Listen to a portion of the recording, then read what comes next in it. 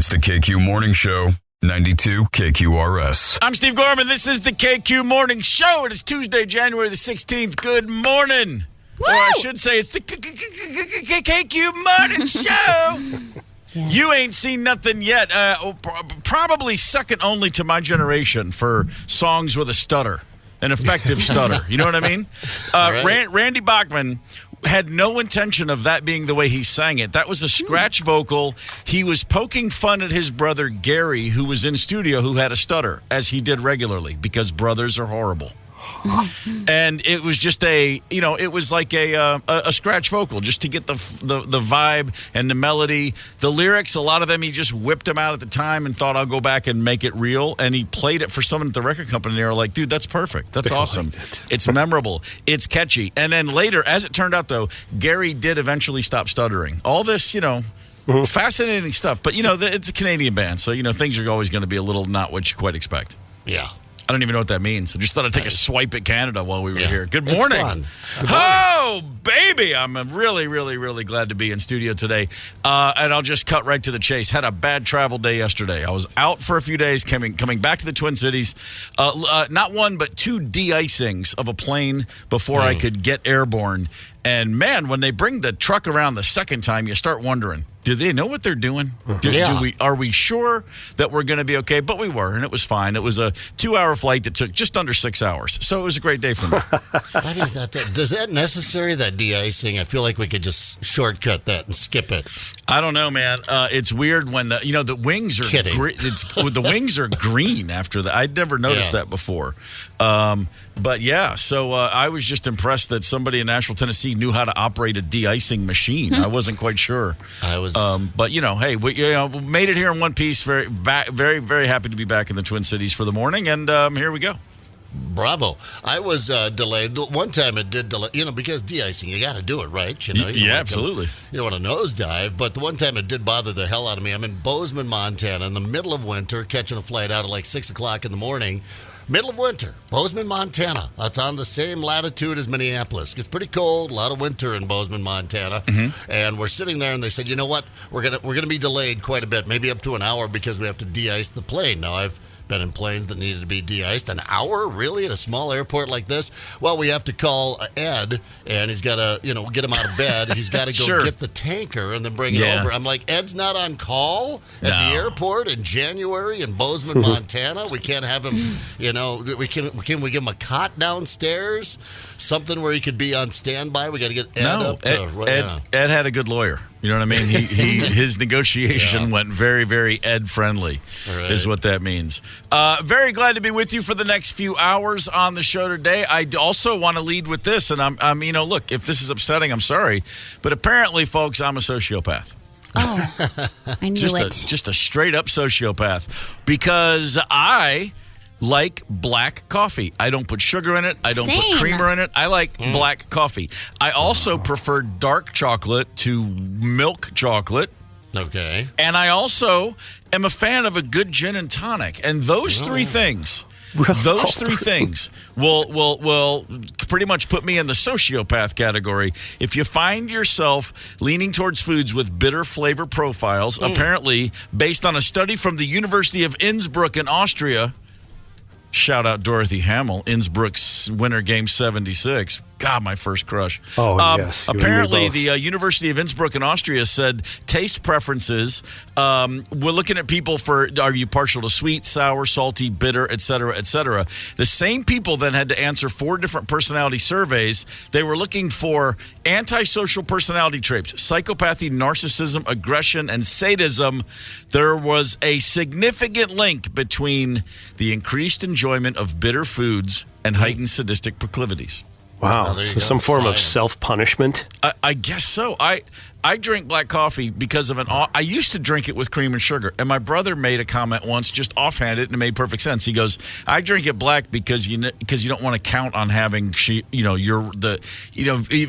you like sweet and low, but all they have is sugar, or if you don't like half and half and all they have is whole, it's just easier to drink it black. It was one of those. And I was like works for me. That's just simpler. Like, just get your coffee and go. You don't have to worry about it.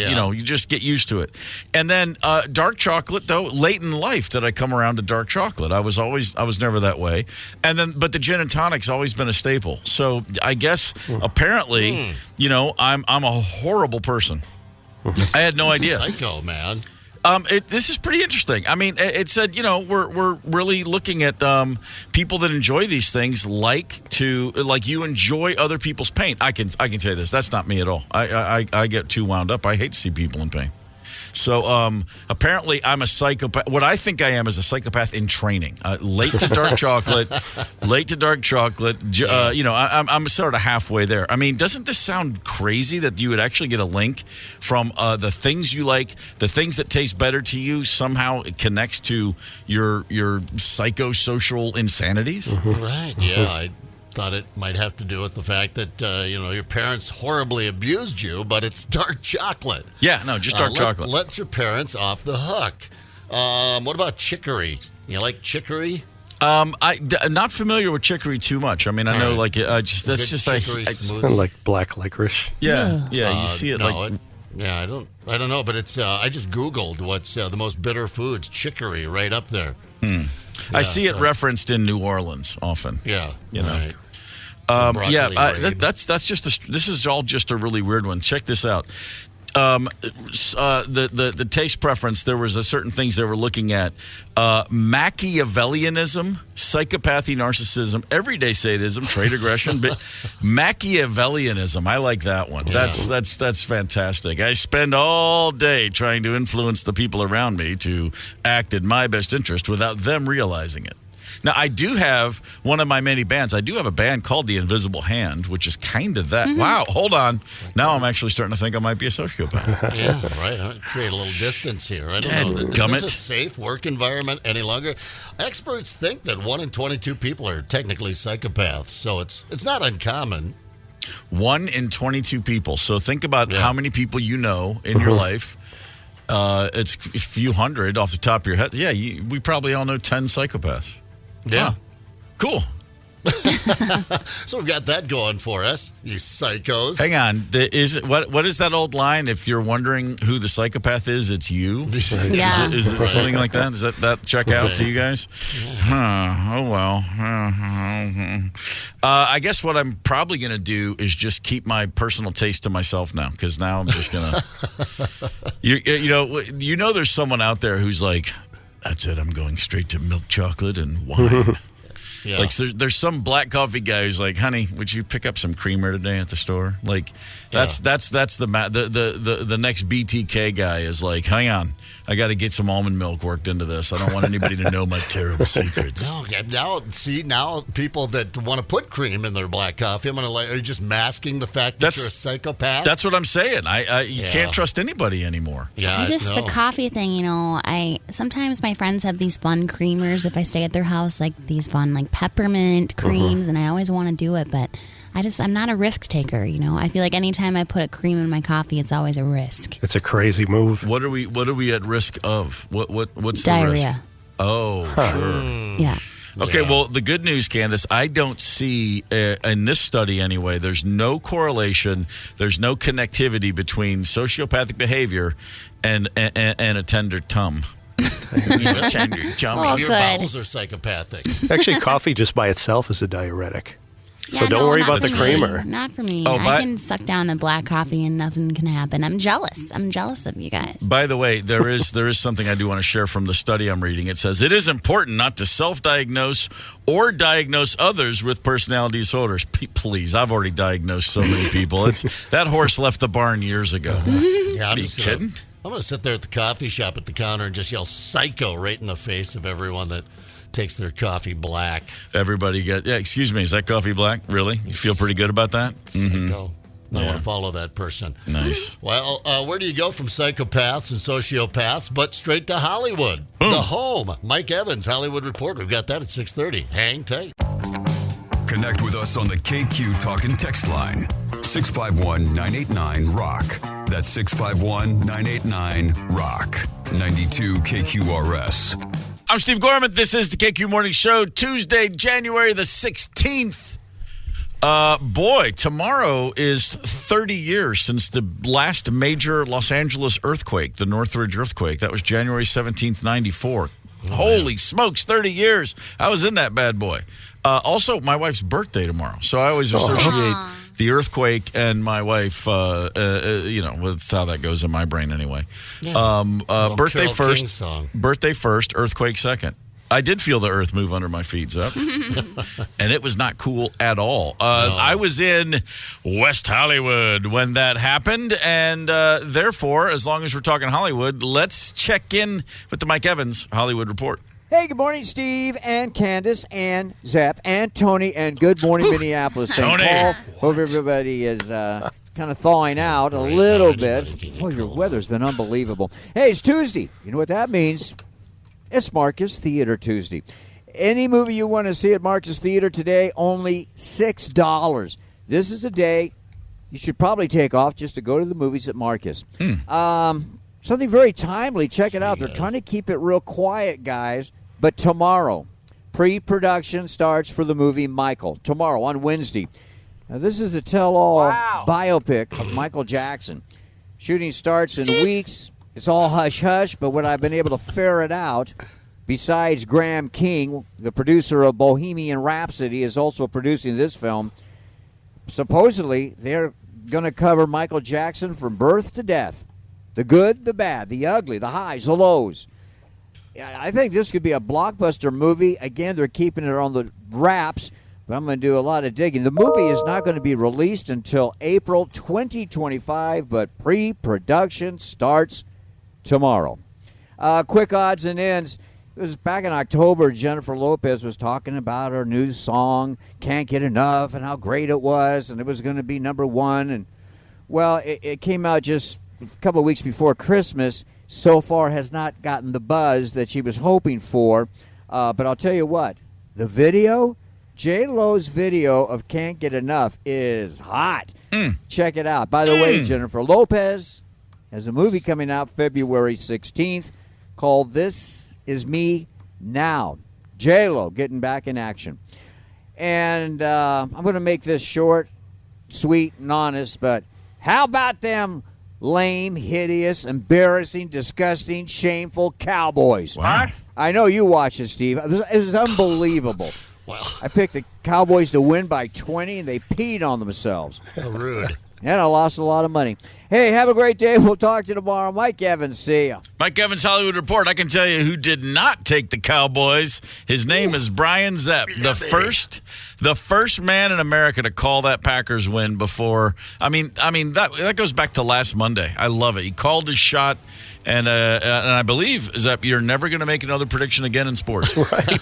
That was bold and weird. To be honest with you now, I did not watch any football over the last 3 days. I just didn't have a chance. I was outside. I tried to skim when I got home, but it turns out I'm old, and running around outside in the winter made me tired, and football puts me to sleep. But my phone started blowing up, and so I had to kind of keep checking. I even ducked into a bar at one point just to see what was going on. So very sorry I missed that game. Very glad, and very sorry I didn't bet more, by the way, but my honeybee came in huge. And then very happy that I missed the Steelers play yesterday. So the Pennsylvania teams are out, but Dallas, you know what it is? It's Jerry Jones football. Yeah. I know he won 3 Super Bowls with Jimmy Johnson, when they got that whole thing started, and with a big assist from Minnesota and the Vikings and that Herschel Walker trade. But since then, Jerry Jones, because he has to get his nose in there. He's that owner that has to keep meddling, and that's a classic Jerry Jones football, what we saw. It was great to see him sit there in the press box just grimacing. His fine suite and all his sycophants behind him, afraid to show any emotion. He would wheel around in his chair, and you'd see everybody look down and look away from him right away. Like he was like, first person to meet my gaze is getting fired. That was more Ross Perot than Jerry Jones. Yes, Close enough. I'll tell you something about this economy. Now, you hold on 1 minute. People are like, who the hell's Ross Perot? That guy made a bit of an impression. I had a whole shtick going with Ross Perot back in the day, where for some reason I would do Ross Perot, but only in French. Now, sur le pont d'Avignon, okay? Allons au fond de la patrie. Now, maintenant. Je suis un sandwich du jambon. Now, the economy. I don't even know where that started, but man, that was killing people back in 1992. That's still working for me, man. The Emmy Awards last night. I was watching football last night, so I didn't see the Emmy Awards. But basically, just on a quick scan, it was all about Succession and the Bear and Beef. Succession, Bear, and Beef.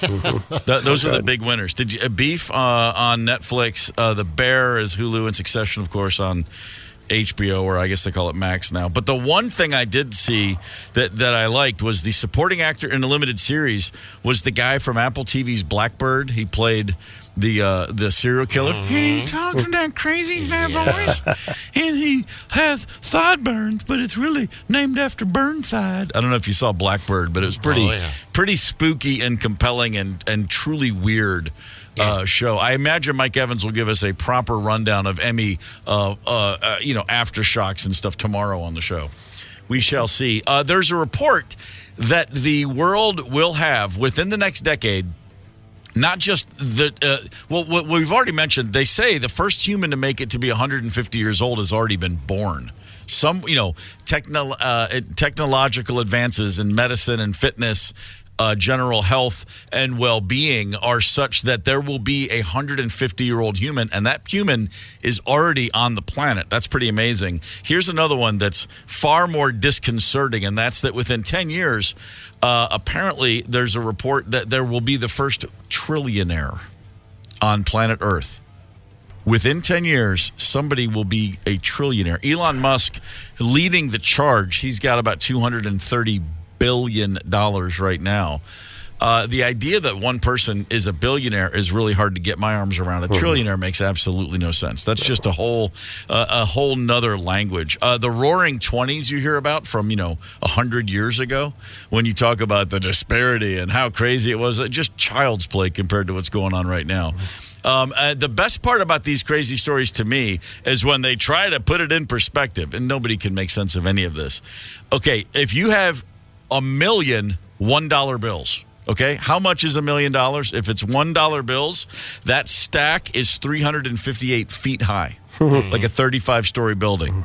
$1 billion would be 68 miles high. Oh my God!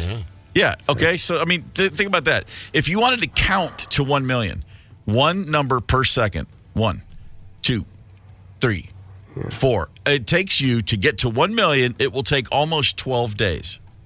Almost 12 days. To count to 1 billion would take you 31 years. Yeah. That's the difference between $1 million and $1 billion. Great. Now you're just I got to start all over. Sorry. 16. All right. Great. And so now if you want to count to a trillion, okay, $1 billion takes 31 years. Well, a trillion is 1,000 billion. So that's 31,000 years to count to a trillion. They say that the first person to live to 31,000 years has already been born. Is that what they say? Okay, cool. They better start counting right now. You don't want fathomable numbers, except for they talk national debt, and I'm like, whatever. There is no such thing as national debt. This country isn't in debt. You just turn on a printing machine. So I don't. These numbers are trillionaire. What's after trillion? Googleplex? I don't Does that know. come after? Yeah. The end of the world as we know it. Certainly. Yeah. I mean, I guess. Everything I know about the economy and printing more money, and the fact that there is no national debt, I learned from the movie The In-Laws. Yes. Right. I'm just saying, General Garcia, whatever his name is, down in Tijara. Senor Pepe, no. He's just printing more money. That's how it works. It fixes all of the economy's problems. I was watching, I forget what comedian I was watching about the Wall Street, Michael Douglas. I think he even won an Oscar for it or something. I'm not sure, but the whole greed is good thing. Gecko. Gordon Gecko. Yeah, Gordon Gecko. Yeah, greed is good. And the comedian's going off. He goes, so greed is good. He goes, of course, I did fall asleep right after that scene. I didn't see the rest of it, but greed is good, right? I mean, it works. Yeah, it works for me. I'm greedy. I want to be the world's first trillionaire. What do I got to do? You might be a little late to the dance, honey. I'm sorry to tell you. Wait. I like black coffee. I like dark chocolate. I'm a bit of a psychopath. You are well on your. Well, then you know what? You're shining up kind of nice all of a sudden. You might have what it takes. I'm lazy, too. Oliver Stone made that movie Wall Street, and he said he made a movie just to completely destroy the image of Wall Street, and it had the exact opposite effect. There's just tens of thousands of douchebag college guys are like, I want to be like that guy. Right. I want to stand on a beach at sunset with a phone the size of a shoe. Yeah, great. Yeah, well, that Joe Walsh, I heard Life's Been Good. Before we fired up the show today, he said he wrote that song. We were interviewing him one time. He goes, I wrote that song as a cautionary tale. Don't be a rock star. Don't be the douchebag rock star. He said, and after I wrote the song, everybody wanted to be that douchebag rock star. Yeah, that's how that goes. You know what? You could have written a worse song. If it wasn't such a cool song, wouldn't have had the same impact. Let's look back. More like getting ready to learn. Teach me. Who is the drummer? Would you welcome, please, Steve? No, it is January the 16th. On this day in 1972, what is that, 54 years ago? Is that right? Oh, sure. My gosh. Super Bowl VI, the Dallas Cowboys got their first ever chip. They beat the Dolphins 24-3. They crushed the Dolphins. Don Shula, after the game, said it was just a joke. That's all I can say about it. Notable game for one other reason. President of the United States, Richard Nixon, called Don Shula the week of the game and gave him a play that he thought would work. A down and out pass to Paul Warfield, a down and in. Shula did call the play towards the end of the first quarter. It fell incomplete. Is this Coach Shula? I've got an idea for a play. I think you could run this really well. Dick Nixon, carpet bombing Cambodia, calling in plays of the Super Bowl. What kind of life was he leading? American. In 1981 on this day, Leon Spinks, former heavyweight champion of the world, was mugged. You got to have some real stones to mug Leon Spinks. Not only were his wallet and jewelry taken, his gold teeth were taken out of his mouth by the assailants. How do you do that? That's a true story. Something tells me Leon was deep in his cups, as they say. I sure hope he was. I hope he was drunk. My gosh. It's the KQ Morning Show, 92 KQRS. Zep, Tony, Candace, and Steve Gorman are the KQ Morning Show, 92 KQRS. I'm Steve Gorman. This is the KQ Morning Show. It's Tuesday, January the 16th. Billy Idol, William to his friends, with White Wedding right there. Oh, it's a cold, cold morning, but it should be, as it is January the 16th. Let's talk about unwritten rules of society, because there's tons of them, but we probably ought to start writing them down, because, man, people seem to be missing the boat on a lot of these. We threw a couple of these out already. Zep, you mentioned the number of people listening to music without a headset, like on your phone. You're somewhere, you just put, and I do that on occasion if I have to hear something, but I have the volume very low and I stick it up to my ear. Like I don't want to disturb people. I have such a it's just totally inside me to not get attention from making noise in a place like that. I hear stuff on planes. I'm always amazed when I travel before takeoff that there's always one person, seems to be, and I had this happen yesterday, that's making a phone call, and they have the loudest voice. Oh, wow. They go full outdoor voice in an aluminum tube with strangers all around them. I do not understand that. When cell phones first hit the scene, when everybody was walking around with a cell phone for the first time, everybody talk a little bit too loud. Hey, what's up? You'd always notice that. It's like, you don't have to yell. I mean, really. But, man, on planes, it's unbelievable. I'm going to Minneapolis. I'm going to be there. Right? Yeah. No, they're de-icing the plane right now. I'm like, what? Who are you yelling at? Is this a Nokia from 1989? Right. What are you using? What device? Is it a tin can and a string? Yeah, man. You can literally, these listening devices are so great now. You can set your phone across the room, and walk on the other side of the room and fart, and they can hear it. You don't have to yell into your phone. How many times have I been busted for doing that? Right. But all the rules, the great societal unwritten rules. Excuse me. And this one is such an obvious one, and within the last 5 years, fully guilty of this, which is you never ask someone if they're pregnant. Like you see someone and say, "Oh," and you certainly never assume and say something like, "When are you due?" No. And I did this. It was about 4 years ago. My book came out in the fall of 2019, and I did a bunch of book events. And I was at one in Boston, and there were a bunch of fans. My former band, the Black Crowes, I wrote a book called Hard to Handle, Life and Death of the Black Crowes. And so mostly Black Crowes fans would be at these events. And there was a woman who had seen at shows for years. I don't know her name, but know her face. Always, hey, how you doing? Good to see you. How's your husband? Blah, blah. Just chitty chat. And she walked up, and I've been through my wife's 2 pregnancies. I've known untold women who've been through. I know what pregnant people look like. I just know the difference between you've put on a few pounds and you clearly have a pregnancy here. And a woman walked up to me, and I literally clearly bet the farm on, oh my gosh, she's expecting. That's great. She looks wonderful. She's glowing. And I said, what's going on here? Like, made some comment like that. You pointed to her gut. Yeah, I was like, hey, what's going on down here? Like that. Eating a lot? Yeah, no. As I said it, I'm like, that maybe not so sure. And she literally looked at me and she goes, what do you mean? And I don't. Your shirt. I don't. That's what I did. New blouse. I acted as if I thought she had spilled something on her shirt, or there was a thread. I don't even remember because I was in such a white hot panic to act as if I was saying, "Oh, I thought that was it looked like you had spilled something." I was like, "What?"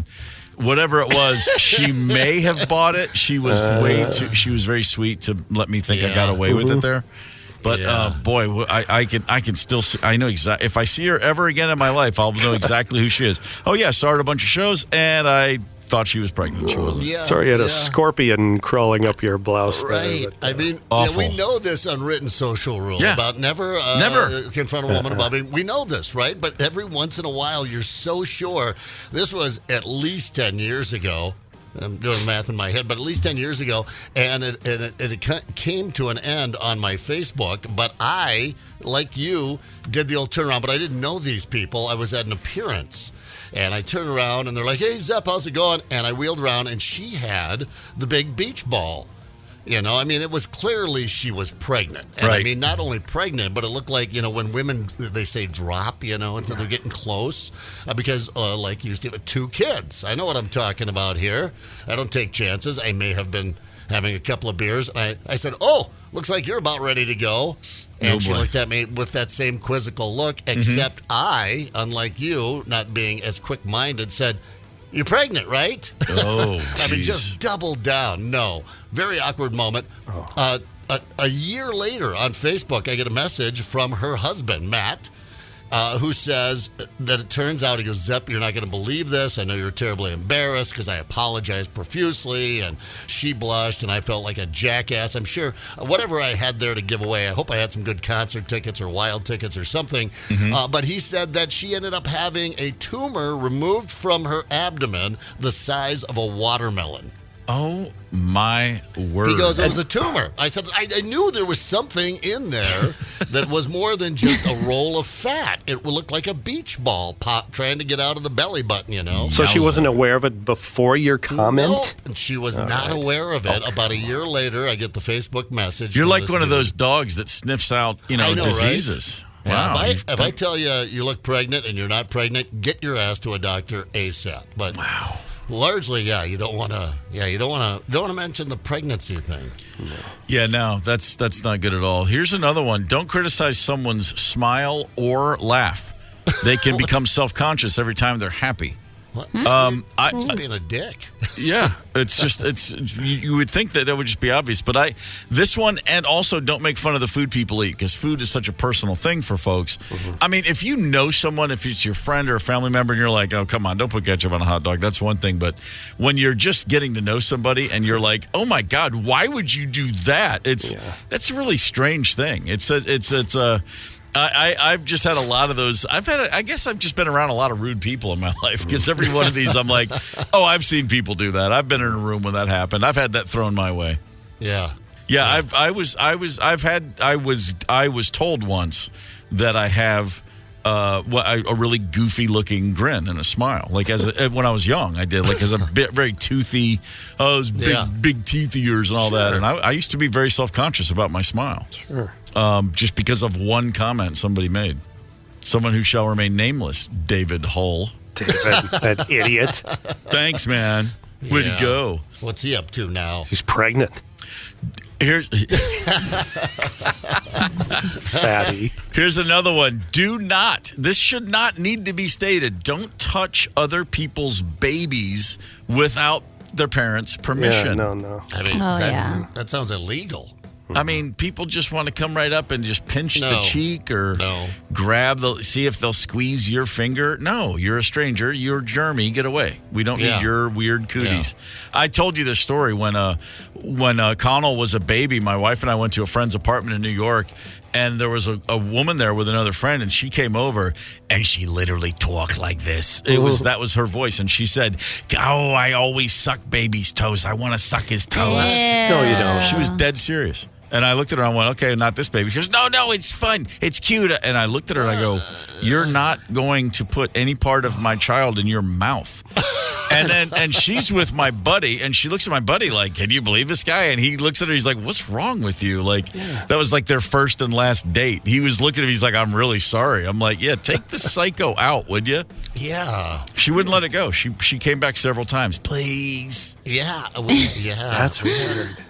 Yeah. I just want to be loved. Is that so wrong? That's what she sounded like, that character. Yeah, it was not cool, man. Should have offered up your own.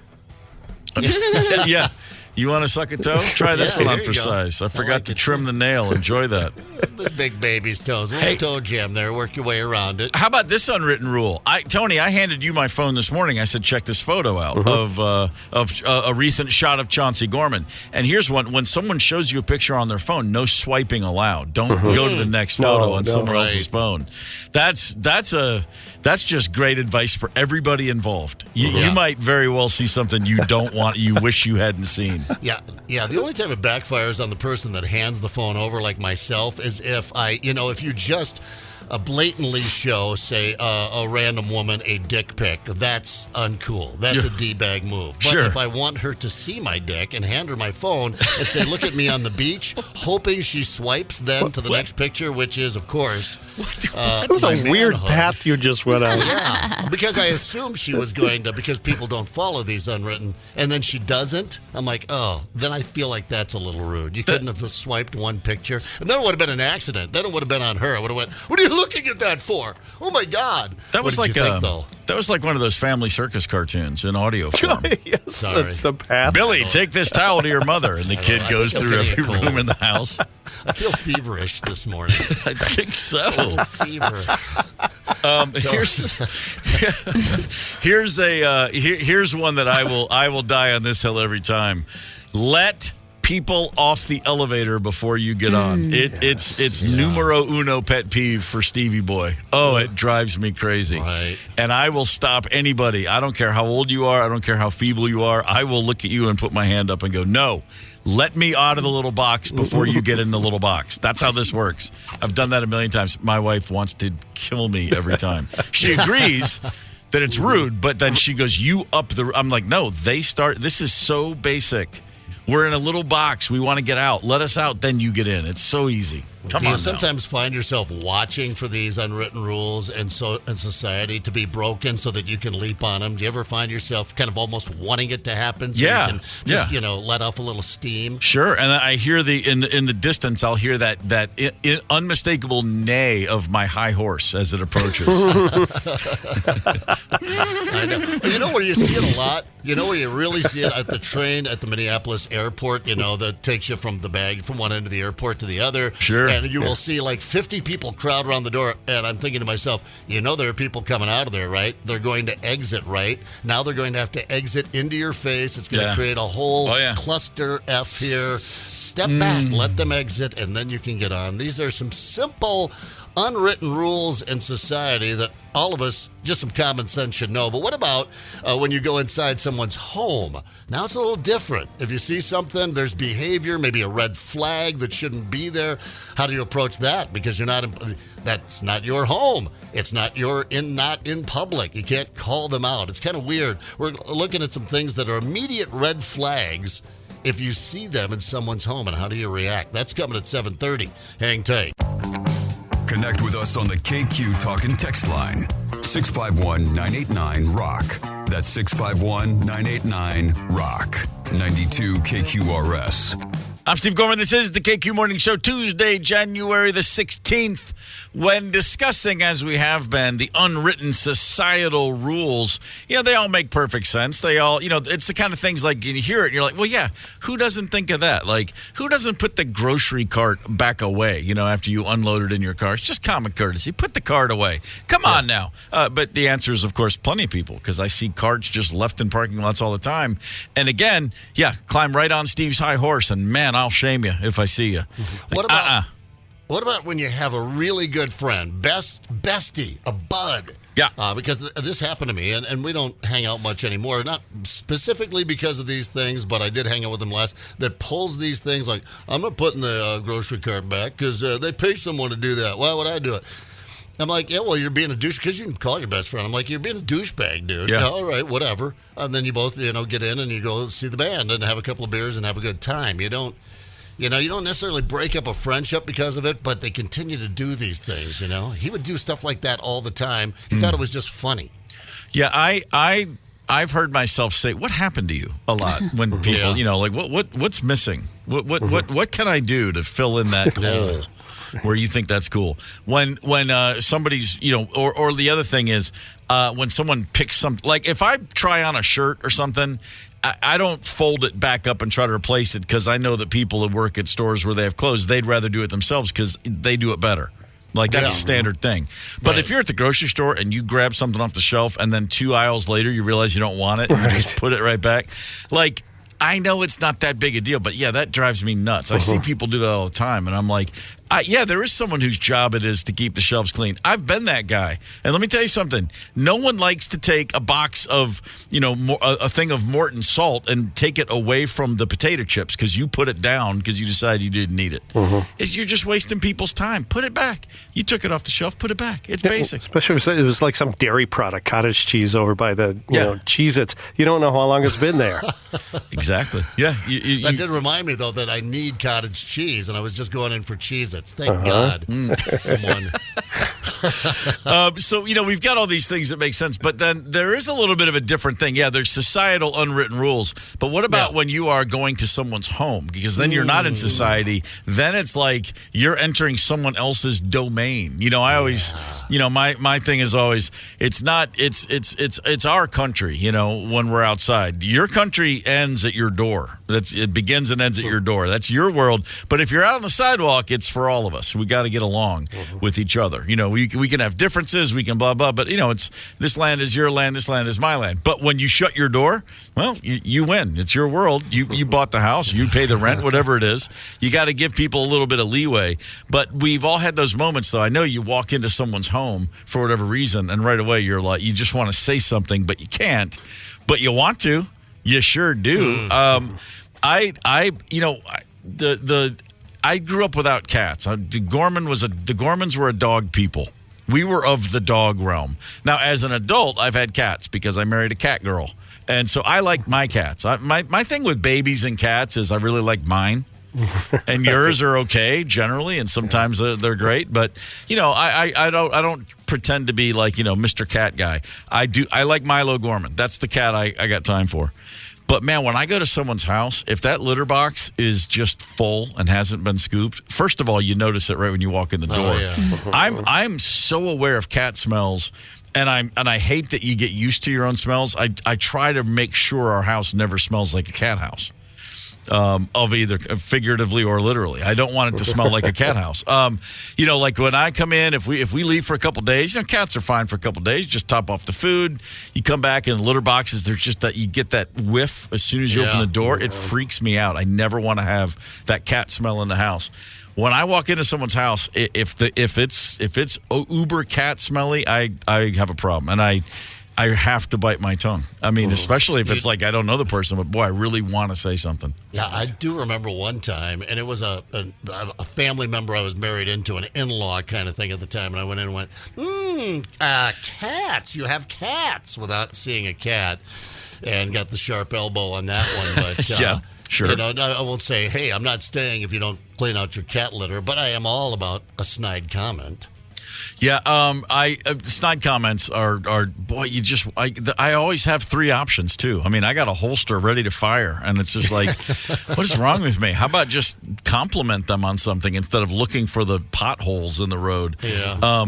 The other thing too, and guilty of this when we first got to Minneapolis. And this is a thing too. When you walk into someone's house and there's like not a single personal artifact, there's nothing on the walls. You don't see a single framed photo. There's nothing. That's always really weird to me, especially if they say, "I've been here 4 years now." And you're like, "Really?" Yeah. I don't even see a bill from the election. There's nothing in here that doesn't look like And and when we got to Minneapolis last year.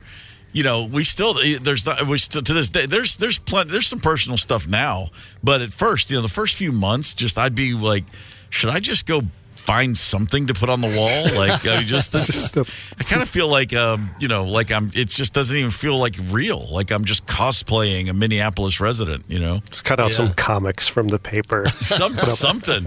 I used to have this, if I go into someone's house and they didn't have any books around, I would not trust them. But now with, Kindles and e-readers and stuff, I backed off that. That's nice of you, because we both know that no one's reading those things either. Mm-hmm. Right.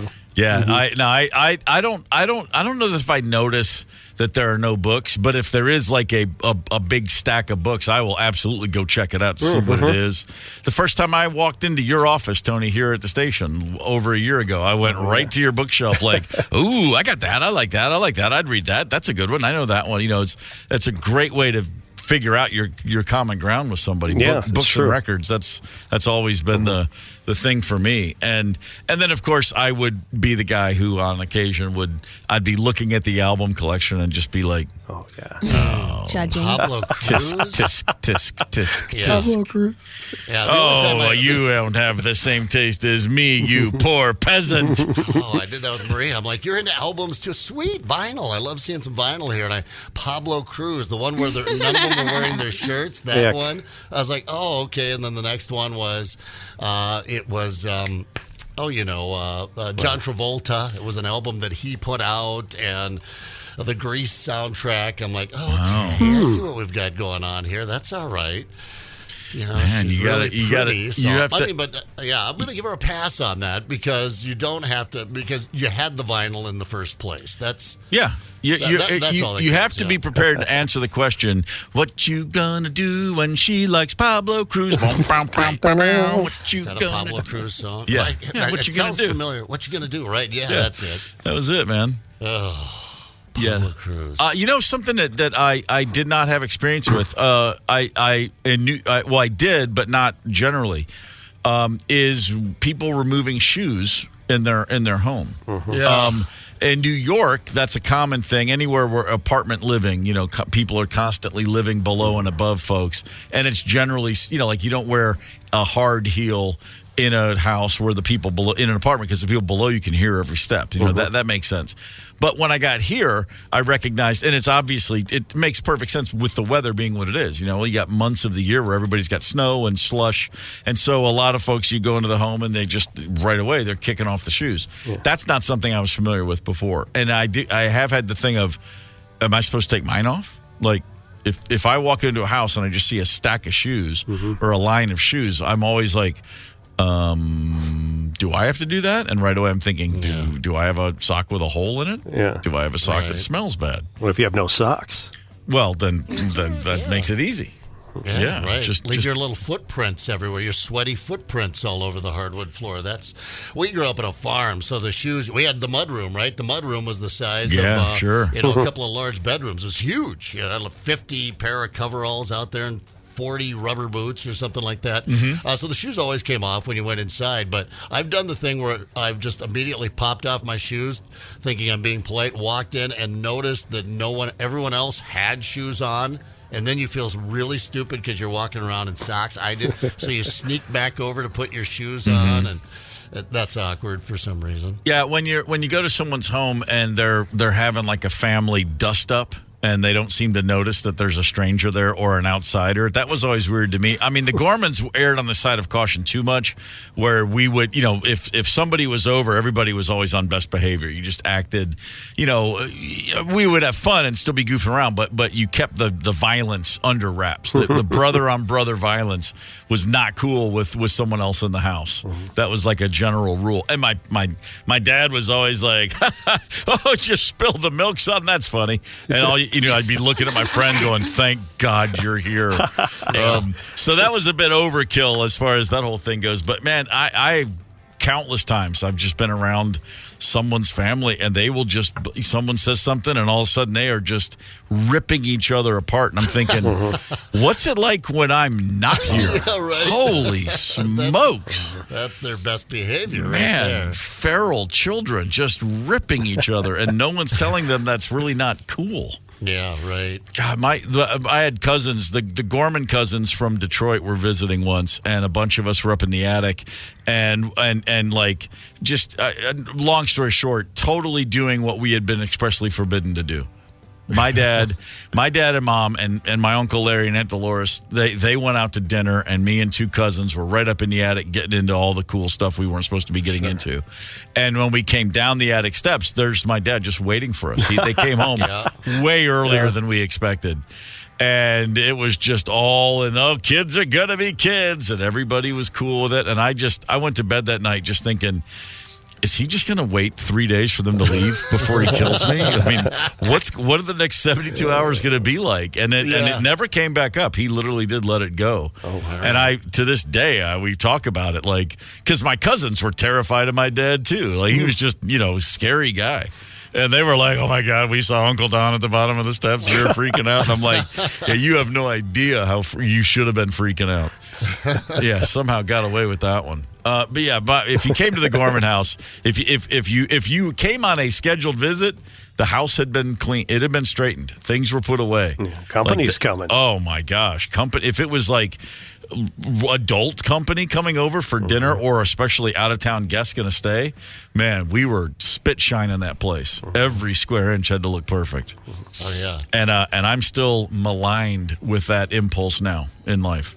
Like, if anybody's coming over, just dropping by, oh, hey, you left something at the station, I'll bring it by. My first thought is, well, I've got to straighten up these cushions on the couch. and then I followed up with, no, I don't. No. Yeah. Just the internal battle right there, bang, nonstop. Yeah. No, I'm all about the hasty cleanup. My mom was the same way. And then, of course, you couldn't touch anything. Then you had to stay outside until the guests came. She could have been done cleaning the day before. Then you had to, sleep in the fort out in the trees or something. But nothing could be touched in the house until after company had come and messed it up themselves, and then you could jump in and start messing things up. But for myself, when I would get out there, I think, I got to straighten up, but then it would go under the couch, in the closet, throw it in the bedroom, pull the door shut. It was kind of a hasty cleaning job, but it stuck somewhat, Mom. It's the thought that counts. Isn't it, though? All right, you guys, should we get to this game show we got here at 8 o'clock? Let's do now it. On KQ92 Talk and Text Line. We'll take callers at 651-989-ROCK. We're playing for $100 Visa gift card and your own copy of Blank Slate, the basis for a new show hosted by Mario Lopez, weeknights at 5 on the Game Show Network. Prize provided by Impact Promotions and Marketing. Don't forget to watch Blank Slate, weeknights at 5 Central on Game Show Network. 651-989-ROCK. Dial up. Good luck. And hang tight. It's the KQ Morning Show, 92 KQRS. Zep, Tony, Candace, and Steve Gorman are the KQ Morning Show, 92 KQRS. I'm Steve Gorman. This is the KQ Morning Show for Tuesday, January the 16th. Man, we're just blasting through the first month of 2024. Whew. The 16th. Tomorrow's a big day. Around the Gorman household for two reasons. One, it's my wife's birthday. And then two, the 30th anniversary of the time I was in an earthquake and literally had the very wits scared out of me. I don't think about it every year necessarily, but the fact that it's 30 years ago, and I remember it like it was yesterday. And the weirdest part of the whole thing was that in the aftermath, I was hanging around with Alan Rickman at a hotel lobby. That's the most bizarre part. The actor. And I was just like, this is the guy who knocked off the Nakatomi Tower. Hans Gruber. Hans Gruber. I happen to be an exceptional thief, Mr. Gorman. He didn't say anything like that. What he said was, it was terrifying, wasn't it? It's like, yes, it was. What's not terrifying is giving away cool stuff. We like to do that around here on a daily basis. And today, like several other days, we're going to play a little game with a listener on the show. And this one is a tie-in to a new game show that's actually on TV. Tony, please explain what the hell I'm talking about. Here's how the heck this works. There's a fun new game show weeknights at 6, 5 Central on Game Show Network. It's called Blank Slate, and it's hosted by the one, the only Mario Lopez. It's about matching clever fill-in-the-blank answers with your teammates, getting some help from various comedians like Caroline Ray, Sarah Tiano, Jenny Zagrino, just to name a few, and getting bonus points for also matching the top answer with the people at home who have been previously polled. So we're going to play a radio version of Blank Slate right now, and we have a listener on the line, and we'll find out who that is, and then I'll explain how this works.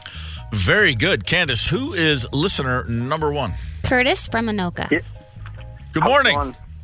Morning. How you doing, sir? Black curls are awesome. Oh, glad to hear it. Thank you. Are you ready to play a little Blank Slate, fill in the blank? Yes. Tony, take it away. All right, laddie, I'm going to read a fill-in-the-blank question and ask your friendly neighborhood Steve Gorman to write down his answer. And then if you can match the same answer as Stevie or the people at home top answer, you're going to win $100 and a Blank Slate board game. Nice. Seems simple enough. Cool enough. All right. Let's go for it. Here's your first one. Peter Pan finally learned the downside of being forever young. He'll never be able to legally blank. Buy alcohol. Buy alcohol. I went with drive. All right. What? Never be able to legally drive. Although, does Peter Pan fly? He probably doesn't need to drive, does he? Peter Pan flies. Yeah, that's a bad answer. Well, of course it was buy alcohol. The people at home top answer was drink, so bloody close. Wow. That's real close. Yeah, that works, right? Well, it's not the same. Not everyone who buys alcohol drinks alcohol. Mm-hmm. That's true. right, Candace. That's right. I'm a stickler. Buy it as a gift. I'm just saying. I don't know. Maybe. I'm not in charge here. You tell me, Tony. We're going to move on to the next one. All right. We're moving on. There's a new TV show about a crime-fighting mailman called Magnum P.O. His slogan is "Justice is always blank." Magnum P.O. is the key there. Justice is always blank. Upside down. I don't know. Upside down. Okay, I did not have upside down. I can tell you that. Magnum P.O. Yeah. I went with justice is always delivered. Bang. Yeah, Yeah. the mailman. Yeah, see, that'd be a good delivers. one. That'd be that was the people at home to answer as well. All right, the people at home and I are all in cahoots. All right, let's see if we can get this one here. All right, here we go. Sydney knows that what happens in Vegas is supposed to stay in Vegas, but when the blank is that good, she just has to tell everyone. I might go with gambling. I went with the tables, but that's what I mean, gambling. I was saying when the tables are that hot, that's what I was thinking.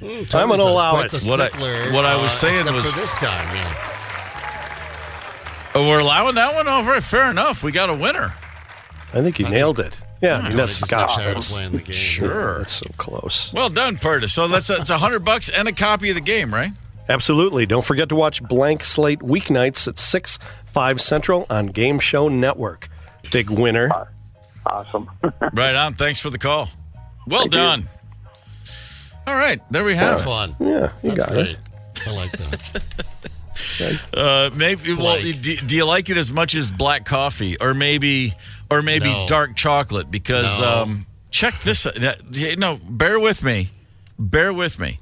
A study from the University of Innsbruck in Austria says that the folks who like black coffee, if you like a super strong, freshly roasted black coffee, if you like dark chocolate more than like, say, milk chocolate, if you go for a gin and tonic over something else a little sweeter, you may very well be A sociopath. Bitter foods relate to sociopathic activity. Yeah. Candace, any comments on this? I am kind of one in ways. No. Kind of sociopath. Yeah. I mean, aren't we all a little strange sometimes? In our own way. Well, hold on. Now, sociopathic tendencies. Here, we're talking about narcissism, aggression, and sadism. Boom, nailed it. Candace, do you want to come clean with us about some of what's happening over there behind closed doors? I don't know. I guess I didn't think this through. The results of the study found a significant link. Listen to this quote. Significant link between the increased enjoyment of bitter foods and heightened sadistic proclivities. The sadistic thing is just really bizarre. That's a whole genre right there. That can be fun. I mean, if you have a safe word. Safe word is sociopath. A true sadist doesn't go for safe words. They get pleasure from hurting others or watching others suffer. Okay, I love black coffee. Oh, I don't love it. I drink it. I like dark chocolate, and I enjoy gin and tonic. I don't enjoy hurting others. I don't enjoy watching people suffer. So I think I'm in the clear, at least as far as some of the sociopathic tendencies go. I mean, neurotic tendencies? Well, how much time do we have? Right. I mean, my God. There was a time when I was OCD. I was the poster child for a while. That's a little bit of neuroses in play. Yeah. It's all leveled out over time. But the sociopathic thing is just hilarious to me. I mean, would that go to argue then that if you really like sweet stuff, milk chocolate, and just loading up your coffee with sugar and cream and that sort of thing, that you're a normal person, a sweet person, a good person? I mean, does that that's come exactly with right. any downsides? Okay. Yeah, if you've got a sweet tooth, then you are just God's gift to this planet. My dating experiences over the years would suggest otherwise, but who am I to argue with a scientist from Innsbruck? Yeah, no. Come on, man. They've got white lab coats. Sure. They've got those wacky accents that are kind of German, but not really. It's more Austrian, Right. Anybody ever been to Austria? I haven't. You know what I remember about it? Nothing. No? Just not a thing. Not a good beer or something? Yeah, I bet there was. In fact, that's probably why I don't remember any of it, because I was probably drinking beer the whole time. A few shows over there. Vienna and Salzburg and a few other places, and I literally no disrespect to our Austrian friends. It was just like Germany to me. I was like, I can't tell the difference. Well, that's been argued over the years. Is it part of Germany or not? Sue me. Yeah. Sue me on that one. Hey, Brett Favre, remember him? Green Bay Packer quarterback? Yeah. Spent a minute in the Vikings purple and gold. Spent a minute with the Jets. Yeah, you remember him. Right. Gave an interview the other day and said if the Chiefs don't win the Super Bowl, if the Kansas City Chiefs do not win the Super Bowl, now this is not. They will not. This is not. They will not win the Super Bowl. And by the way, they're not the number one seed in the AFC. They're not. They are having their worst season in 5 or 6 years. Yeah. But he still says if they don't win the Super Bowl, feel free to throw all the blame at Taylor Swift, who apparently is. She's now the GM and the head coach of the. Because I can't believe Taylor Swift traded Tyreek Hill away. He's right though. People will say that. Can you believe these receivers she drafted to replace Tyreek Hill? Yeah. What does she think letting Jason Kelce age? I feel like I don't even know the difference between the NFL and Hollywood anymore. They just feel like they've blended a little bit to me. You know what you were mentioning? There was a Super Bowl during our history report in the 6 o'clock hour that was played on this day. It feels like football should be over now. It goes on way too long. When is the Super Bowl, like a month away? It's February. I think it's on February 11th. It's not just the first week of February. It's past. It is a long time. Feel better. It is a long. I mean, it's not like baseball, but the season is extended. That extra regular season game they added a couple years ago, that really does make a difference to me. Yeah. The regular season to me is always right around New Year's Day. Like that's when it ends. And then just having that one extra week, like, the final regular season game is like January 7th or 8th. It's like, that is weird. You get so conditioned to these things. It's like, my sports brain, all these things are so linked together. Like you have March Madness, and as soon as that's over, then you got the Masters, and as soon as that's over, then you got NBA playoffs. Like that spring, one thing leads to the next, and when you add a week to the NFL season, it just throws the whole thing out of whack. And they're having all these little activities for the Pro Bowl as well. Do you see they're having flag football and like hide and seek and tag, and it's just silly little games. Yeah, well, it's it's kind of charades. As the NFL. I mean, it's the great. I mean, if you want any television ratings, you put an NFL game on. I mean, everybody watches the NFL, and maybe that's what's starting to gripe me about it. It's not even football anymore, right? It's just a big old circus, big old silly circus. Well, it's the game is still football. I'm not going to take that up with anybody. That it's not the football we grew up with. But then again, the guys that we grew up worshiping as kids, none of them remember any of it. So I'm okay with protecting these guys from themselves and brain injuries down the road. I'm not a CTE truther necessarily, but I'm saying protecting dudes. I'm all for it. But then again, I will click on that great hits of the 70s YouTube link like there's no tomorrow when I see it pop up. I'm like, oh yeah, let me take a look at this. Let me remind myself. A safer game, helmet technology was long overdue.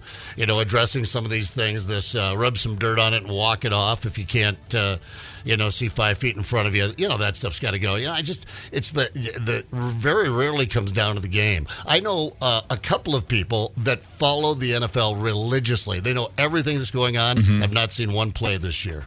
Wow. Yeah, they just don't. It's like, I don't bother with the game. I just watch the pregame and the postgame and the halftime, and I'm more into just the celebrity, the showmanship of football rather than the actual boring plays that happen, on the field. That dull stuff. Well, going back to Brett Favre, one thing he did not suggest was that he could blame Travis Kelce if Taylor hits a bad note at her next concert. Right. It's well, fascinating Kelce's how definitely off his game. I mean, Kelce's not. He's just got old. I mean, it happens to big burly tight ends. I mean, I don't think that a guy who's an All-Pro, who's a first ballot Hall of Famer, and who's in the conversation for greatest tight end of all time, isn't catching balls because he's got a girl. Right. I really don't think that's what's happening here. No, and I also don't think that the players are watching TV like we are. Like, we they're not looking up at the box going, Taylor's dancing with his mom. They're in the game. They're focusing on what they're doing. Travis Kelce doesn't give a rat's ass what his girlfriend's doing in the press box during the game.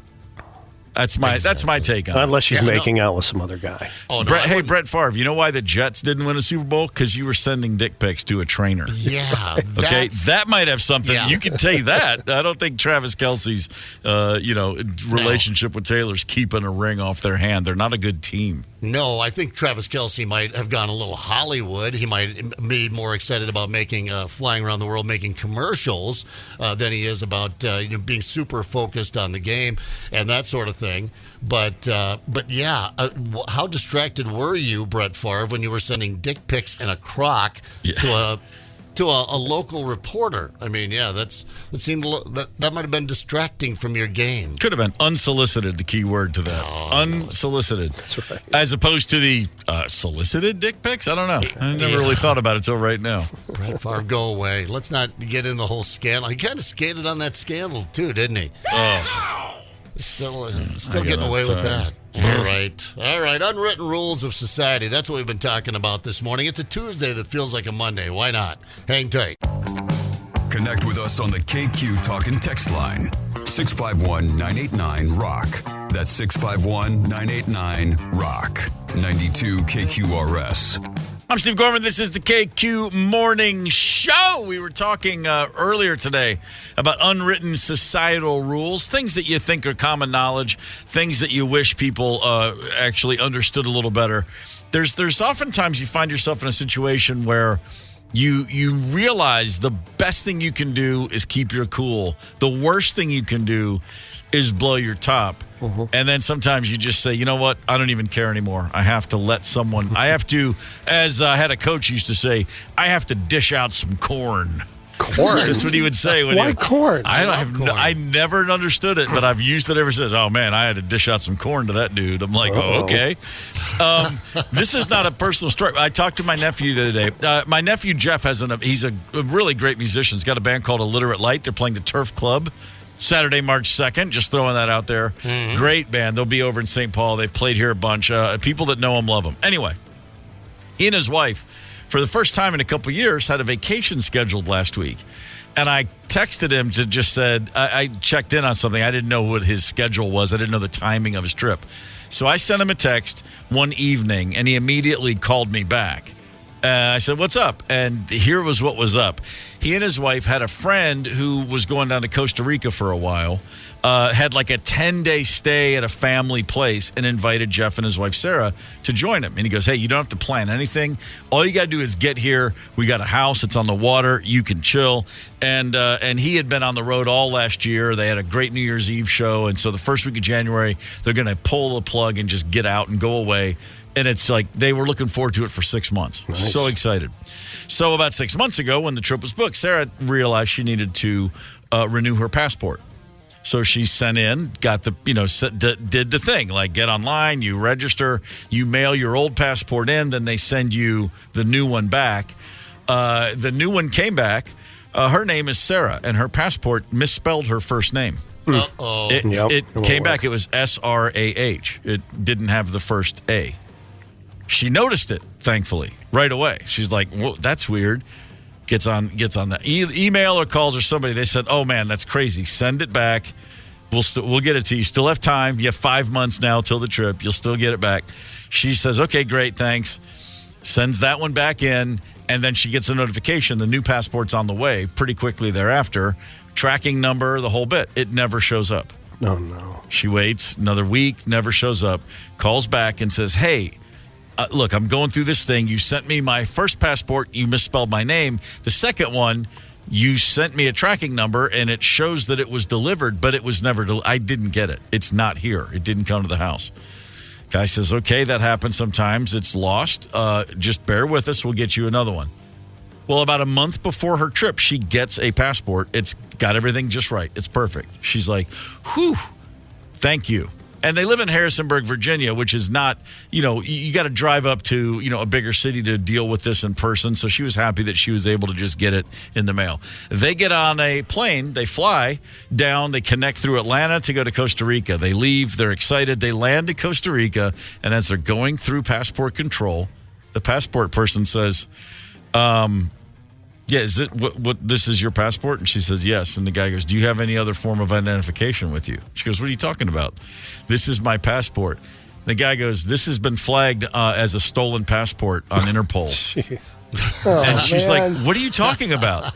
Flagged as lost and or stolen. And she goes, well, no, this is, she's trying to explain to the Costa Rican passport control thing. Well, no, this is what happened. They sent me one with the misspell, and the guy's like, look, I'm sure that's true, but I can't let you in the country. Oh, God. She's like, no, okay, can we call the U.S. Embassy? He goes, sure.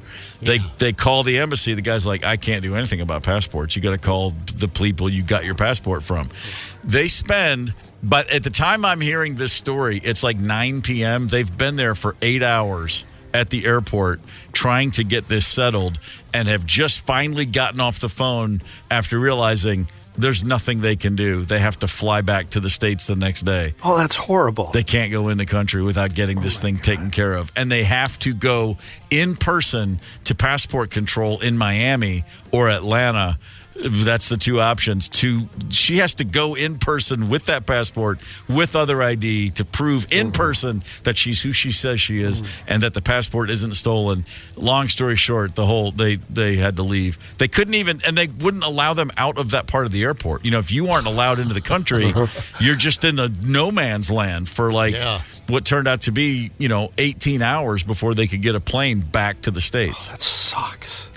You know what would freak me out? A about this is because once these things get in these government systems, whether it be our big bloated federal government or Interpol or something like that, they never really seem to shake out. Oh, no. I had a friend that had a passport issue, and for 30 years he was dealing with not to that degree every time he went to the airport, but every once in a while it would get flagged. Yep. Every once in a while he'd have to step over into another room for about a good half hour to an hour while they sorted it all out, and it plagued him for a long time. It's one of those things that just, it's such a web of bureaucracy that no one really knows how to get it out of there. And the poor person doing their job, when the light goes blinks red, they've got to do something about it. We live in those kind of times. Yeah.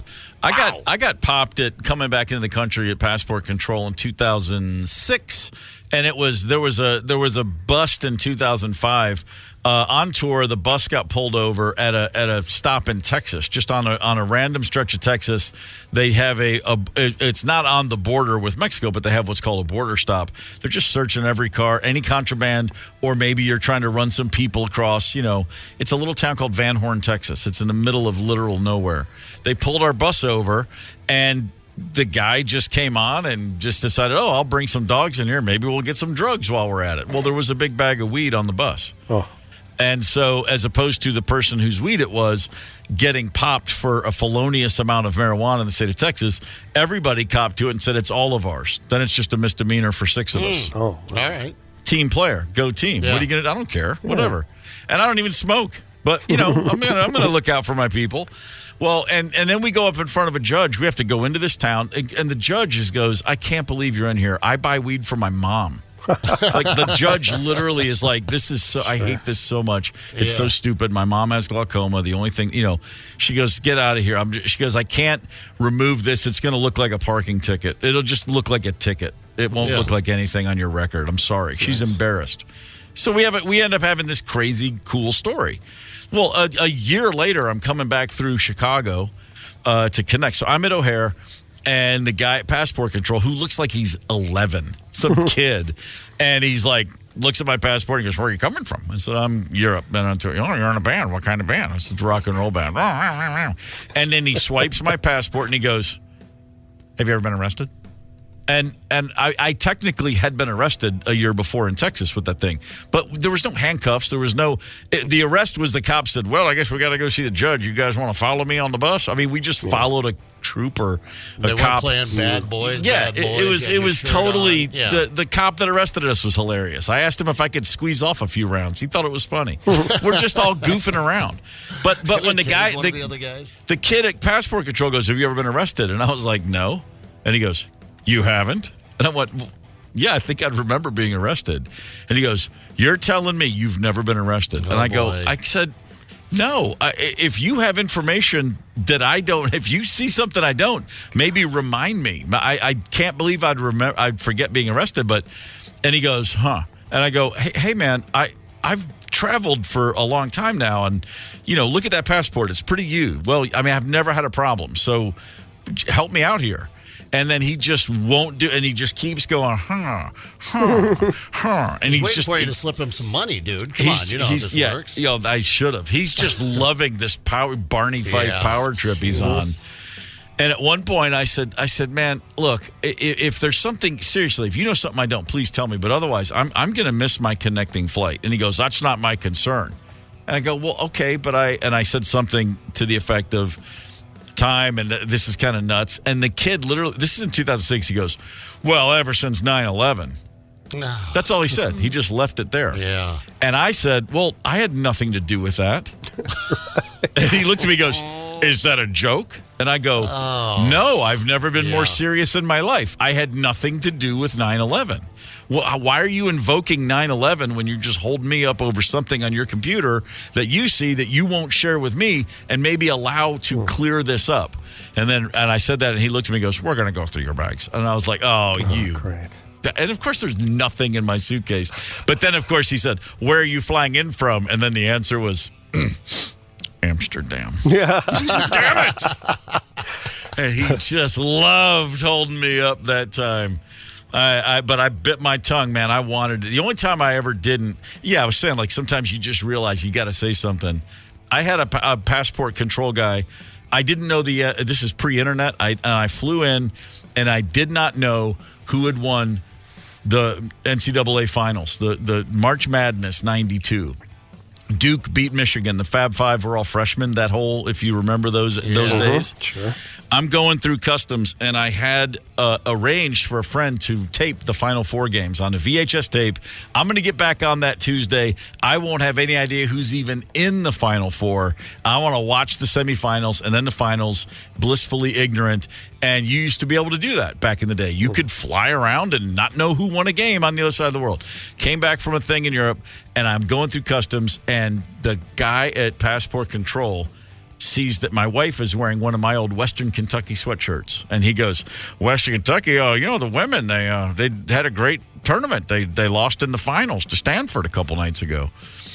And I go, the Western women's team made the finals? Wow, I'm thinking that. And my wife goes, oh, don't talk about basketball. We don't know any of the results. I mean, he's talking about the women's team. Yeah, and sure, my wife, right. But then Rosemary goes, oh, don't say anything. My boyfriend doesn't know who won. And he looks at me and he goes, oh, well, and he holds my passport and he goes, so where you been? I said, we were in Europe. And he goes, and you didn't know who won the games? I said, no, I've got them on tape. I'm going to go home and watch them tonight. And he goes, okay, well, Stanford beat Western in the women's. And as he stamps my passport, he goes, and Duke beat Michigan in the men's. Oh, thank you kindly. And I just went, fully intentionally quoting Jeff Spicoli. I went, you dick. Yeah.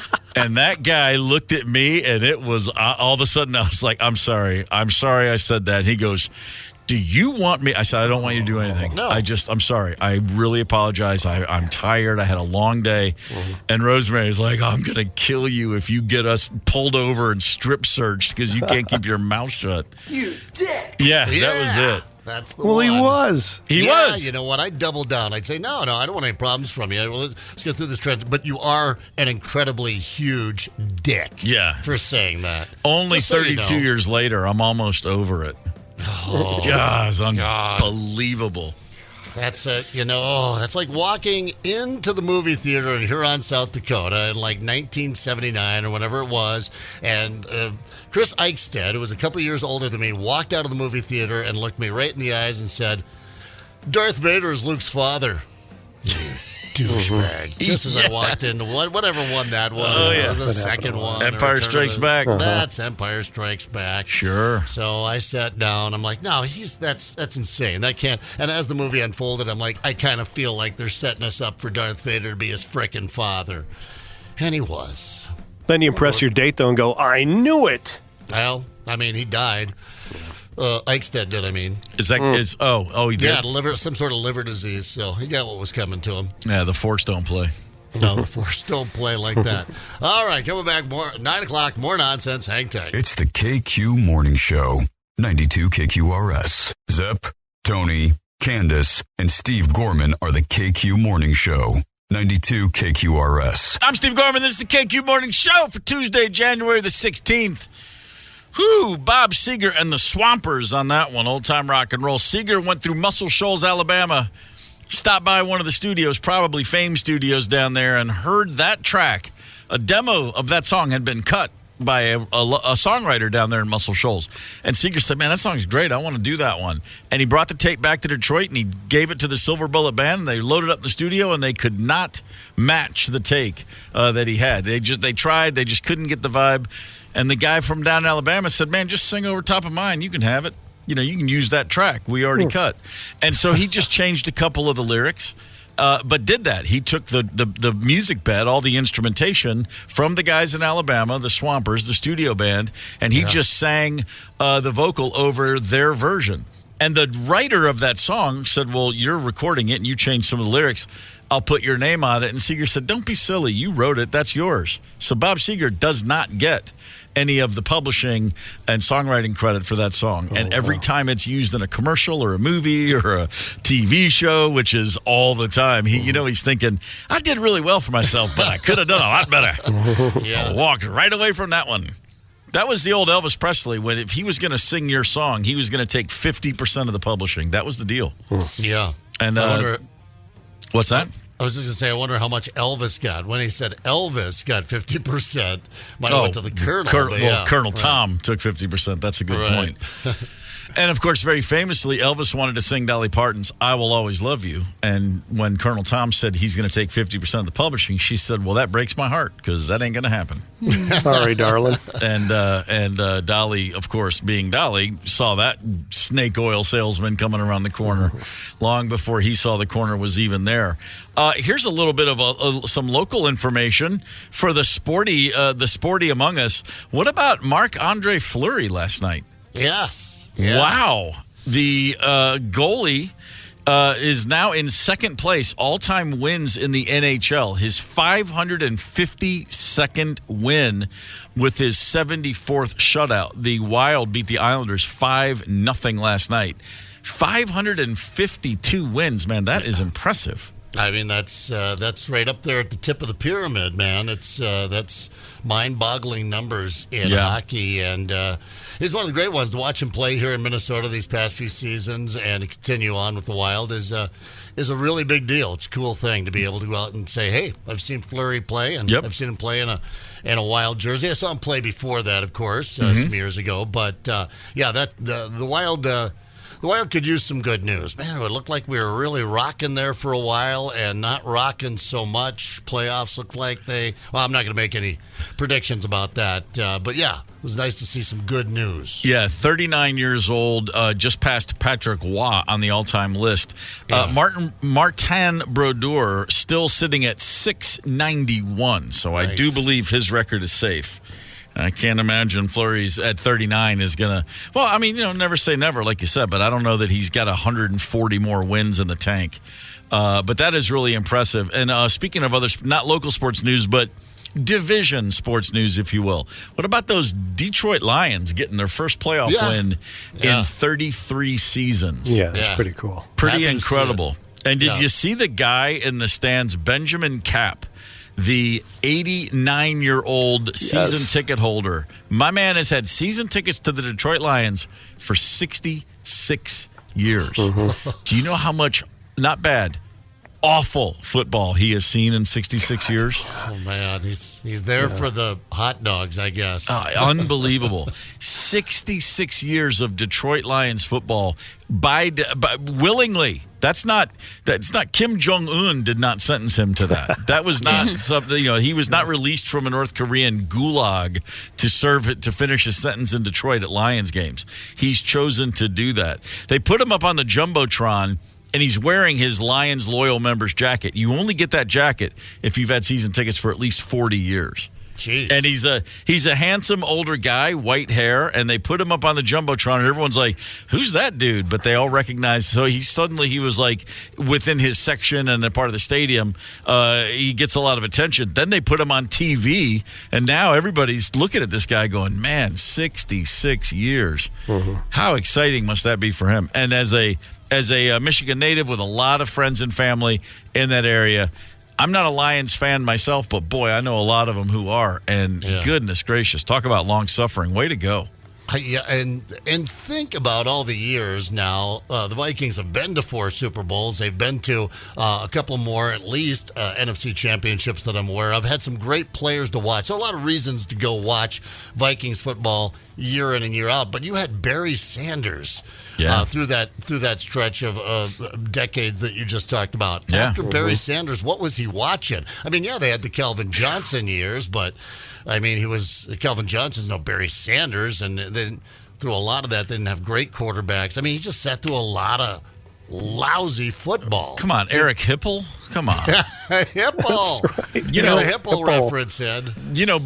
Before Barry Sanders, go back to the 80s. Billy Sims had a hot minute there, too. Yeah. A hot minute. Right. But superstars? Yeah, sure. Yeah, not a lot of them. And then Charlie Sanders, the wide receiver. That was always that goes back. Yeah, well, I mean, again, got to go back to the 70s to think about good Lions. What about Night Train Lane? Sure. Yeah. Who was the guy that punched the horse? And Alex Karras. Oh, yeah. There it is. Mongo. Alex Karras. Mongo, only pawn in Game of Life. That's exactly right. Yeah, we're talking about the list of greatest Lions. You have to have a Blazing Saddles reference. That tells you everything you need to know about Karras. I mean, he was on some NFL championship teams Sure. back in the 50s when there was, maybe, I don't know, a dozen teams in the league. Detroit racked up a couple. And also had to sit out a season caught gambling on football. What? He was benched for, I believe, an entire season. Alongside, and maybe I'm throwing out some, maybe this is a libelous statement, I believe Pat Summerall was part of that as well. Oh, was he really? The legendary broadcaster, I feel like it was that or Paul Horning, one of those legendary names. No, it wasn't Horning. Would have been Summerall. Probably just pissed off owners back then. What, we're paying them enough to gamble? They've got money left over after food? I thought I made it clear I want nothing but taxi drivers in the offseason dressing out for my team. Well, they talk about the Brooklyn Dodgers, how close used to be the teams. In the offseason, several of the Brooklyn Dodgers would deliver your groceries. They were grocery delivery men. Yeah. So it'd be like, Pee-wee, your hero out there, playing shortstop for the Dodgers, and he's bringing your groceries around on Saturdays. That must have been mind-blowing. It's definitely the not what you as a kid grow up thinking about. I mean, it's kind of the same with if you grow up as a kid and you're like, I want to be in a band and be a rock star, and then you're like working 3 jobs just to be able to play a gig to go out and suck. That's kind of what starts. Back in the day, that was the life of a pro athlete. It's like, yeah, you're on the team, that's great, but what are you going to do in the offseason for money? I mean, that was the hustle was all about the offseason. Dave Cowens, who was playing for the Celtics back in the 70s at a time when guys were starting to make some serious coin. This was the league's MVP in 1973. And in the mid-70s, he wasn't, in his words, feeling it. So he took a season off and literally drove a taxi in Boston, Massachusetts, during the middle of his career. Just decided, I need a break. And he was picking up fans and taking them to Celtics games. Hard to fold himself into a taxi, too. He was a big fella. He would literally, people would jump in his cab and be like, dude, why aren't you playing? I mean, imagine Boston fans, too. Yeah, that pissed Boston fans off, especially if you went there. Imagine Boston loses. Now you jump in his cab to go home. Yeah. You're getting an earful if you're Cowens. Hey, Cowens, take me over to Duncan and get back on the court. Yeah. I can't do a Boston accent. It's impossible. All right. Biggest collapse of the weekend, was it the Cowboys or the Eagles? It had to be the Cowboys. Cowboys for sure. Eagles were fool's gold all season long. 10-1, man. They were 10-1. Yeah, beating up a bunch of scrubs. With 2 new coordinators. The Cowboys also fool's gold, but it took longer to be exposed. Jerry Jones football. That's just Jerry Jones football. That's what you're going to get with Jerry Jones right until the end, I think. I tell you what, man, they were that game. I was funny. 10 years ago, we were talking with the guy on Friday, the comic whose name escapes me, who went to Notre Dame, and he referenced the Notre Dame Alabama game 10 years ago, and we were laughing about the first drive of the game when Alabama just pushed Notre Dame back like they were a high school team. You could just tell, this game's already over after one drive. And I invoked that very thing. The Packers' first drive, they just beat the Cowboys down, shoved it in their face, and ran that. They just went 75, 79 yards. And the body language on both teams, it was done. You could see it. The Packers are just, they're playing ping pong, and the Cowboys are they're running a marathon. That was the difference in the body language. It was this is so over. And, I mean, the Cowboys, it's one thing to be upset at home, but they got their asses handed to them at home. Yeah, humiliated. Yeah. In a way that they haven't for what did they have, a 16-game run there at home? Yeah. And, and they were scoring, I think they're averaging over 30 points a game, which is mind-boggling in the NFL. That makes you an elite team. Of course, they were doing it at home. They had dropped a number of games on the road. I think got embarrassed in Arizona. But, we're going to find out a lot more. So now the Packers, you're going to be putting a little even money on them, but we're going to find out a lot more about this Packers team this weekend because the 49ers are not a Jerry Jones football team. No, they're the real deal. There's no smoke and mirrors with the 49ers. But then again, in the last 6 weeks, Jordan Love's had the highest QB rating in the league. Right. He went from a guy, first 6-7 games of the season, his own coach is ripping him at the podium after every game. Yeah. And I don't think anybody saw that turnaround coming. This is the most extraordinary from weeks 1, 2, and 3 to week 14, 15, 16, 17. I don't recall anybody at any position having such a turnaround in one season, much less a quarterback. It's been astounding to watch that kid play. You could have walked into any bar in Wisconsin 2 months ago, and no one was loving love. You know, they might tell a different story today, but no, it was Packer Nation was this bomb.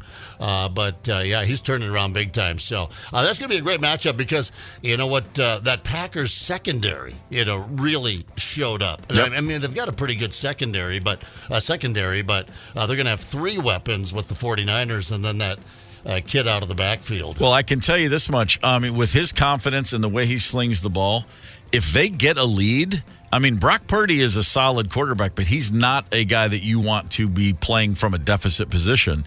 He's the guy who gets the lead and holds on to it. If the Packers get out ahead early, they have every opportunity to win that game. I can't believe I'm saying that, but it's absolutely true. Oh, yeah, I agree. I mean, I think it's, like I said, I don't know if they're even money going into San Francisco. That's another bold prediction I said I wasn't going to make. But, but hey, I'm not going to bet against them. Bill Belichick has interviewed already with the Atlanta Falcons. And will probably take other wins. I can't imagine how Jerry Jones doesn't want to just thumb his nose at Bob Kraft and hire Bill Belichick. I was, like I said, I was out enjoying the great outdoors, getting a little fresh alpine air over the weekend. So I was just checking in on the game, and I did pop onto social media, and someone had joked that, do you think Jerry Jones called Bill Belichick at halftime? Oh, sure. And I thought that's probably not even a joke. He probably texted him, hey, Bill.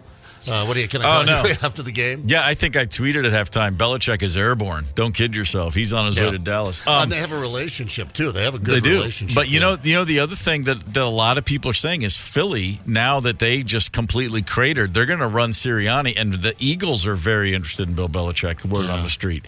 Now, that would be pretty fascinating to me. Jalen Hurts playing under Belichick, he'd get that defense turned around. I mean, he wants that record. He needs, less than 20 wins to be the winningest coach of all time, and he's going to want to go do that. And the question is, do you want to do it for an owner in Philly who stays out of your way, or do you want to go to Dallas where Jerry Jones is going to be in your morning breakfast every, I tell you one thing, Bill, those blueberries, they're fine, but try this raspberry. He's just like such a meddling douchebag owner. It's like, let the man coach football. I mean, the only owner who does a weekly radio show every week to talk about the game that just played. It's just got to be incredible to play for that guy, good and bad. Like, you're on the Cowboys, you're a celebrity like no other. I mean, in Dallas, he's going to spread the money around. Yeah. He takes great care of those guys, but man, he gets in the way of a winning program. Ask Jimmy Johnson, who decided to go fishing instead of winning more Super Bowls. Connect with us on the KQ Talk and Text line. 651-989-ROCK. That's 651-989-ROCK. 92 KQRS. I'm Steve Gorman. This is the KQ Morning Show. That song, Billy Joel, You May Be Right, that's from the Glass Houses album, I believe. Mm-hmm. Yes. Which is the only Billy Joel album I ever owned, because my sister gave it to me because she wanted it, and she knew I wouldn't like it, and she figured I would just then turn it around and hand it right back to her. It was like, happy birthday, and I opened it, and I knew exactly what she was doing, and so I said, oh, awesome, I really wanted this record. And she just looked at me like, give me that record back. She was a big Billy Joel. But it must be on that album because I know the words, and if I know the words, it must be because it's the one album I had. I had that song on a 45 performed by the Chipmunks. Now just hit me, but I guarantee you it's available. I'm sure it's on like the Chipmunks doing You May Be Right. That was, I don't know why. I just thought that was, I can't imagine I would have bought that by 8th or 9th grade. I would have been too cool, but it was in the house. Maybe someone just thought I would like it. And of course I did, but I would have never admitted it at that age. Of course. Did you ever take one of those Alvin Chipmunk songs and slow it down to 33? Sure. 45, slow her down? Yeah. That sounds like me singing. You know what? I may be right, I may be crazy. You know what's a really cool thing? If you ever get the 45 of Dolly Parton's Jolene, slow that down. Ooh. That's also that's also on. I've seen that on YouTube. The guy takes the 45 of Jolene and slows it to 33, and it sounds like a modern alt rock. It sounds like Opal doing the song or something. You're like, wow, that sounds like something somebody would do right now and put out. It's really cool. Yeah, we used to, the turntable days, man. Speeding stuff up, slowing stuff down. Come on, man. Looking for backward masking, never finding a thing. No, well, now it's easy, Now it's all right there in your DAW. There is a, what? DAW? Digital audio workstation, oh my Steve. I apologize. There's a report, according to Oxfam International. This is an anti-poverty group. They say that we are 10 years removed from the world's first trillionaire. Trillionaire. Elon Musk is the wealthiest guy that's ever lived. He's at $230 billion. So he's almost a fourth of the way there. But within the next decade, he or someone else will leapfrog past any Rubicon previously imaginable and become a trillionaire. A trillion is 1,000 billions. Ho! My goodness. There's no way to make sense of those numbers. The easiest way, I think, the only way I can get a sense of the difference between a million and a billion and a trillion, if you count to a million. Zepp, you started 3 hours ago. What number are you up to? I'm up to, I was just going to make the worst joke. I'm up to 88. Okay, sorry. You're supposed to do 1 per second, so you're lagging. If you count 1, 2, 3, every second you add another number. To get to a million will take you almost 12 days. Without stopping. 12 days to get to a million. Now, you think about in the old days, like a millionaire. Like Thurston Howell was a millionaire. You could count his money in singles in 12 days. To get to a billion, it would take you 31 years.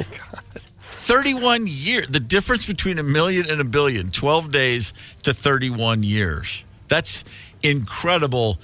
And now there's going to be a trillionaire. To count to a trillion would take you 31,000 years. This doesn't make sense. No, it doesn't. I just looked up what I could buy for $1 trillion. Planet Earth. Well, almost. Congress for the next 10,742 years. Who's interested in that? Yeah. Here's what I get for $1 trillion. LeBron James for the next 50,000 years. Oh, man. I don't know what to have him do, Once the knees go, really. I mean, he's always going to have great court around vision. the house. Yeah, he's got incredible basketball IQ, but the knees only have so many miles on them. You know what I mean? You could pay someone $6.2 billion a month for an entire lifetime and still have some change left over. Yeah, that's kind of absurd to think that anybody the fact that there's $1 trillion out there for anybody is for the entire world is crazy. To think that one person could get up there. I don't understand. I'll just go ahead and say it. Here comes the high horse. I'm going to hop right on it. You give me hundreds of billions of dollars, I'm just fixing a lot of stuff. I'm just trying to help out. I mean, save the world. Yeah, I'd have my own Concorde. I'd have a motorcycle, maybe a jet ski. Once you buy all the stuff, it's like, what's left? I don't know. Make everybody's life better as much as you possibly can. Why not? Give it a shot. Of course, we'll bring it all crashing to an end. George Carlin did a piece years ago in Rolling Stone magazine back in the 1970s. It's phenomenal about being the richest person on earth and trying to fix everything. Because, George Carlin, his whole thing was, if you think you have a solution, you're part of the problem. Of course, that's true. Trying to fix things. So, and he played it out like, world hunger. Let's solve world hunger by just simply applying money to it and then buying everyone. All the food is free, and how that would last for about a month before you'd plunge the entire planet into world hunger. But it is nice to think that if you had $1 trillion, you could, what you do? You just go you just have to do it on a micro scale. It would take a lot of your time, though, wouldn't it? Oh, it's a full-time job. Yeah. I mean, you'd almost have to go family to family. What do you need? It'd kind of be like being a modern-day Santa, I guess, or something like that. Sort of your own god. Yeah, sure. I know one thing I wouldn't do. I wouldn't go to space. Sorry, I just wouldn't. It would not intrigue me in the least. I wouldn't go to space, and I wouldn't go in a submersible. No. Yeah. Both of those things seem like things you should do if you have to survive. Like if we, once we've used up all of our resources here, and we've, and this is just, the planet's done with us, and we have to go to space, then I would begrudgingly get on the ship or whatever. Same with the submergible. We got to go down because we can't breathe. It's all poison up here. All right, I'll get in. But yeah, it's just for a kick, fun. There's a lot of fun to have on the planet. Have you tried? Oh, I don't know, skiing. That's a lot of fun. Costs about $1 trillion. Yeah, I'm interested to go skiing now that I hear about all the developments. Last time I skied, it was still old school boots that were just felt like casts. Like no more. You're punished just getting strapped in at the time. Yeah. But since I've heard about the new fangled technology, I'm going to give it another crack. I think I'll be ready to ski. I've got a checklist, and one of those things is 1 million squats and dips first. But once I get the knees back in shape, we're going, baby.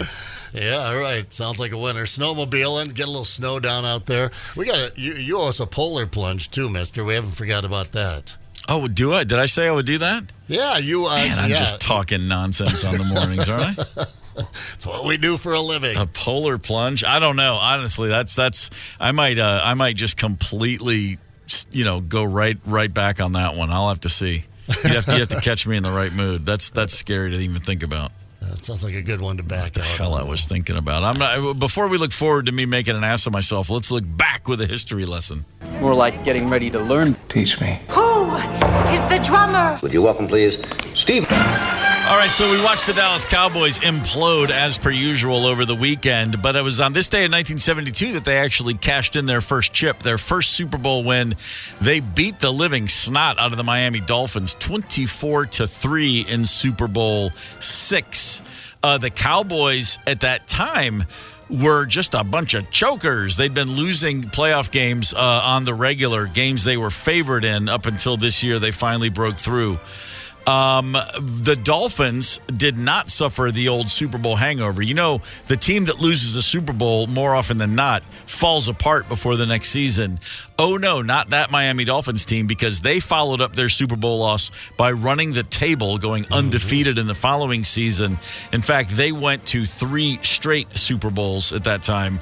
Dolphins, like the Cowboys, a long, long way removed from their glory days with no easy fixes, because even right now, both teams started the season on fire and both imploded and just kind of crumbled with nary a whimper. Ugly weekend for two really, crown jewel franchises, Miami and Dallas. Speaking of the crown jewels, on this day in 1981, Leon Spinks, heavyweight champion of the world at one time, was mugged. His wallet was taken, his jewelry was taken, his gold teeth were taken out of his mouth by assailants. Oh, Leon, buddy. Get your gloves up, buddy. How old was he? Was he like ancient? No, this was in 1981. He was still, you would think he was still fit. And even drunk and out of shape, Leon Spinks could still throw a wrecking ball right, you would imagine. Right. But no, it was not to be. I just know that, man, when you go through all the trouble of getting those gold teeth and saying, this is the look I want, and the next day someone's like, hey, man, what happened to your gold teeth? Someone took them. There's just no way to tell that story and feel cool. That's all I know. Get the KQ Morning Show podcast wherever you listen. 92 KQRS.